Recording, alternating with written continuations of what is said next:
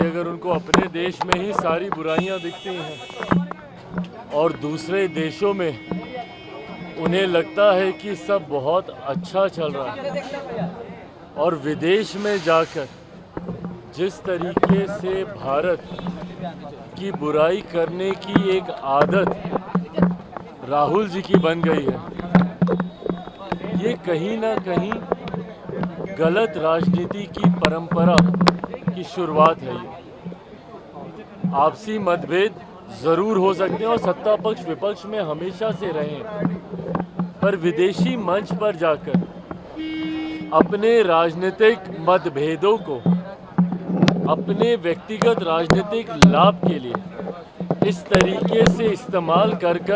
अपने ही देश की बुराई करना,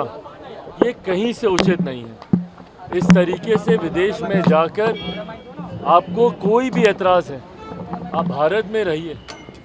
आप तो एलओपी भी हैं, आप सरकार के समक्ष अपने सुझाव भी रख सकते हैं, अपनी चिंताएं भी रख सकते हैं,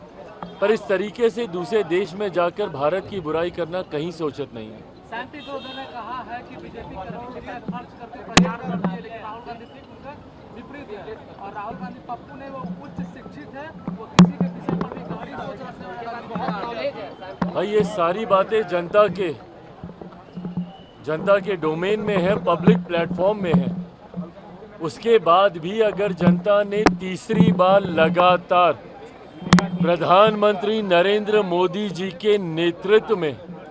एनडीए सरकार को चुना है, तो कहीं ना कहीं ये बात तो स्पष्ट है ना कि सैम पित्रोदा जी जितने भी गुणों का उल्लेख कर रहे हैं राहुल गांधी जी को लेकर,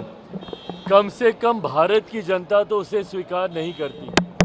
करती होती तो तीसरी बार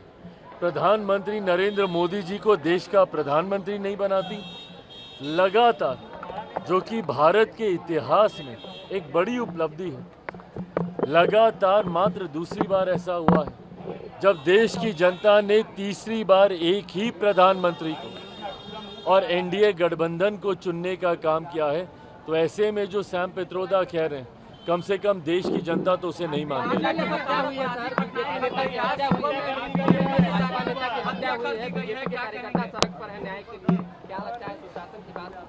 नहीं, देखिए ये सब चिंता का विषय तो है ही। अगर इस तरीके से अगर हत्या दिन दहाड़े अगर कोई करता है और अगर अपराधियों का मनोबल इतना ज़्यादा बड़ा है, तो ऐसे में ज़रूरी है कानून को और सख्ताई से लागू किए जाने की। जब तक अपराधी के मन में भय नहीं आएगा, तब तक इस तरीके की घटना घटती रहेगी। मैं पुनः आग्रह करूंगा स्थानीय प्रशासन से कि जल्द से जल्द जो भी दोषी हैं उस पर कड़ी कार्रवाई करें और कानून के डर को कम से कम अपराधियों के मन में स्थापित करने का काम करें।